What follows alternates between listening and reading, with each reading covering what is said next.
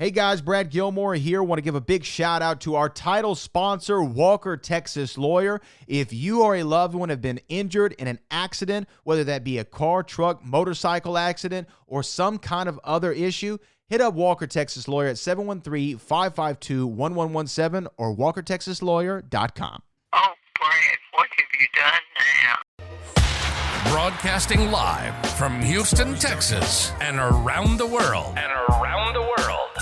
TV host, best-selling author, and radio personality Brad Gilmore brings you a collection of conversations with stars from movies. Matthew McConaughey. Brad Gilmore. Mark Wahlberg. Hey, how are you? The legendary Mr. Christopher Lloyd. Christopher, how are we doing? Well, I'm doing good. Great introduction. Jessica Alba and Lizzie Mathers. Ladies, thank you so much for joining me. Thank you. Kevin Costner joins us. Thank you so much. Thank you. Television. Jimmy Fallon joins us this morning. Jimmy, how you doing, my friend? Good morning. Thank you so much, Brad, for having me. I appreciate this, bud. Kelly Ripa. Brad, thank you for having me. Comedy. Jay Leno joins us. Jay, how you doing? Hey, Brad, what's going on? Chris Tucker is in the building. Chris Tucker, good morning to you. Hey, Brad. Good morning to you. How are you? George Lopez joins us right now. George, how are you doing, sir? Good morning. Music. Lola Monroe. Thank you. Thank you for having me. The legendary frontman of AC/DC, Brian Johnson, joins us right now. Brian, how you doing? Good morning, Brad. What lovely to talk to me, funny lad. Megan Trainor. Thank you so much, Brad. You're awesome. Chloe Bailey joins us. I appreciate the time. Appreciate you. And more. This is The Collection. Now your host, The Boat.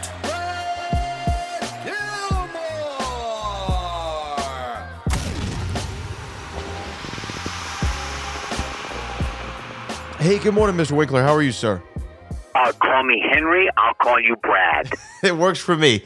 Yeah, Henry, I really appreciate you taking the time this morning. Congratulations on the new book and the American Horror story coming up. I mean, congratulations on all your success. You know, if we can dive into the book though for a second, Detective Duck, The Case of the Missing Tadpole.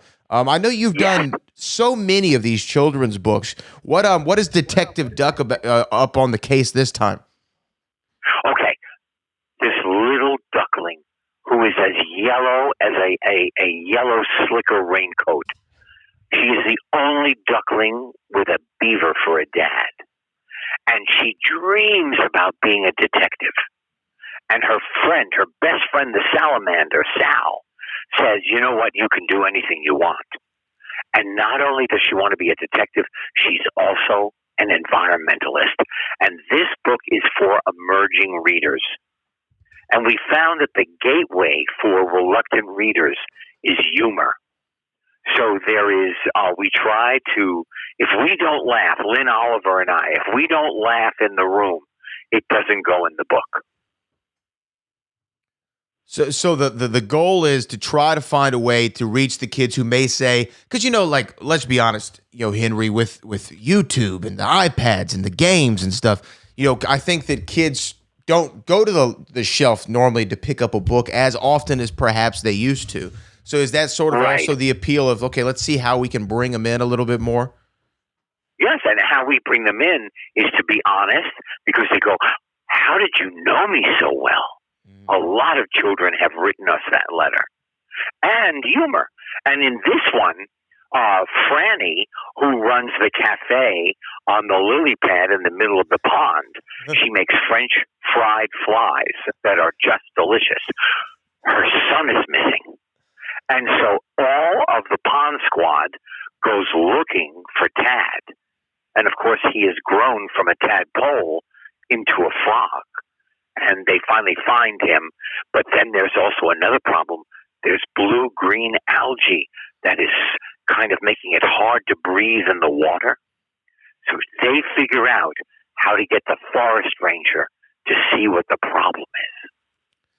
See, and that, just hearing the synopsis there, I want to read the book. I want to know how it's going to end. You know, I mean, that is such a great story. And to me, you've done so many of the children's books throughout your career with your writing partner. Why was that kind of your avenue that you said I wanted to do these series of different kinds of children's books? You know, there were two reasons. One, I was having trouble being hired.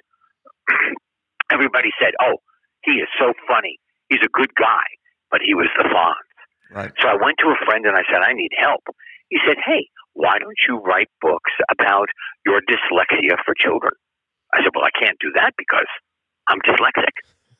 And then he introduced me to Lynn Oliver, and Detective Duck, The Case of the Missing Tadpole, is our 40th children's book. So it started as a time filler, and it became a second career.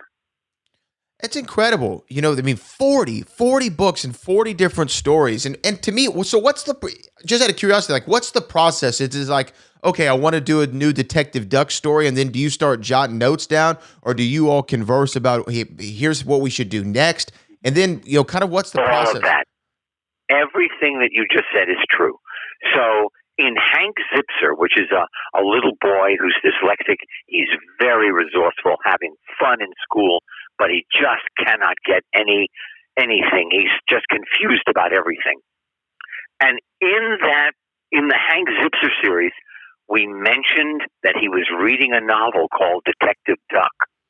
And during the pandemic, Lynn said, hey, remember Detective Duck? Wouldn't that be a great character? And I was making a jigsaw puzzle during the pandemic with my wife, a beautiful pond in New Hampshire. And I said, I'm looking at the pond Detective Duck lives on. And Lynn Oliver and I just finished the third installment of Detective Duck that will come out next year.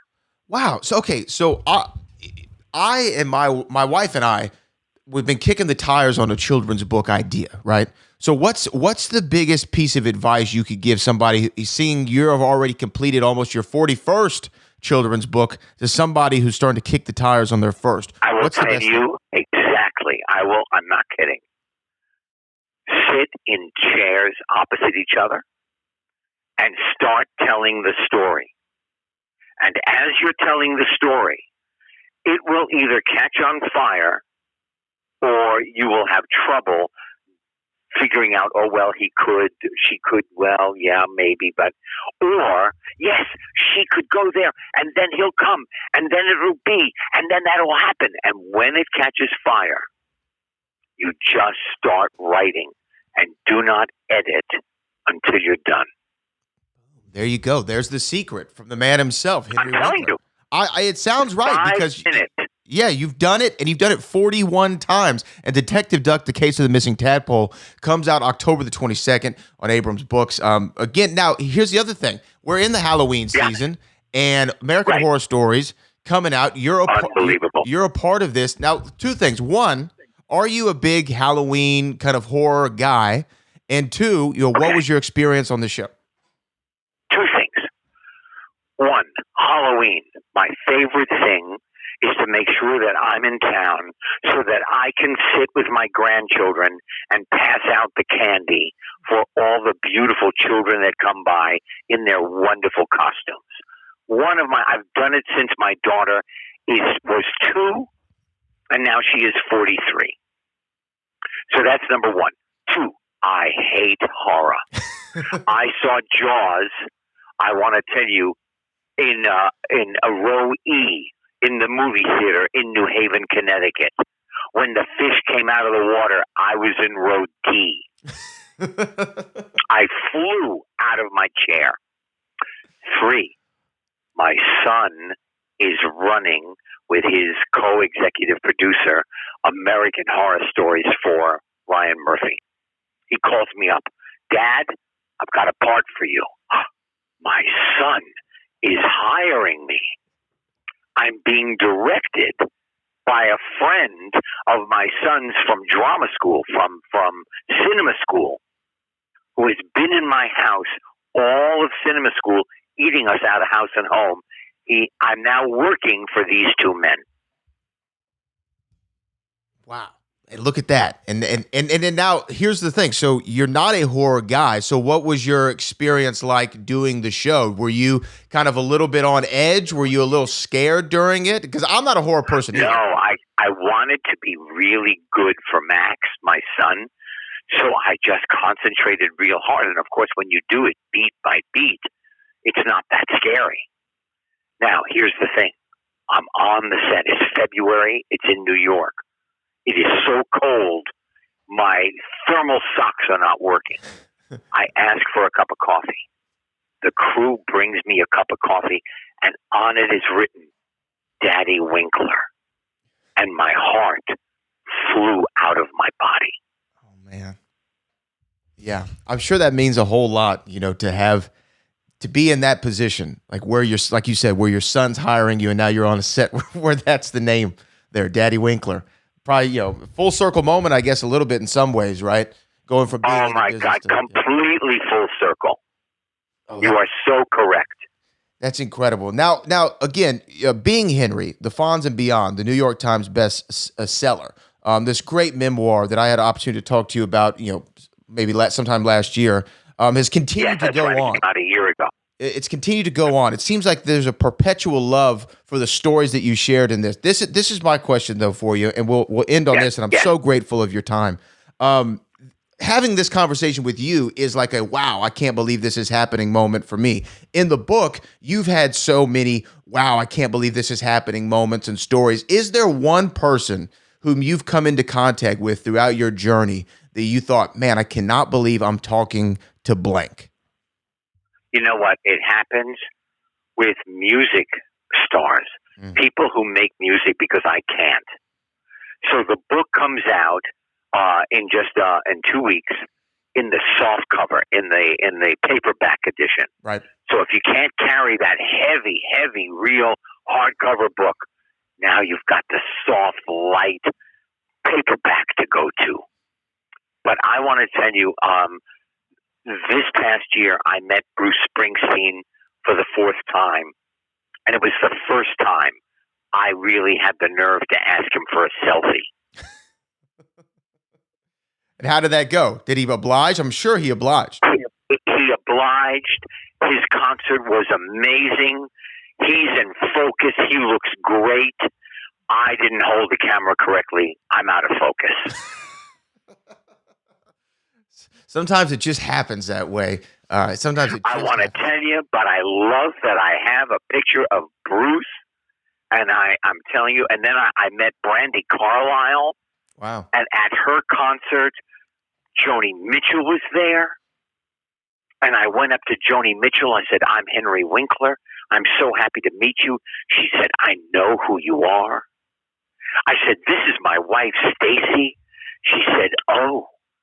So you're the person that married the Fonz."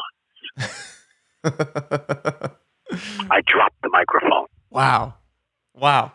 One of those, just such as I'm sure. And those are some of just so many special moments. And I'm sure a lot of people also are going to have special moments reading Detective Duck, reading the paperback edition, and sharing, in the Halloween spirit with American Horror Stories. And I'm so thankful of sharing some time with you today, Henry. Thank you so much. What a great conversation. Thank you so much.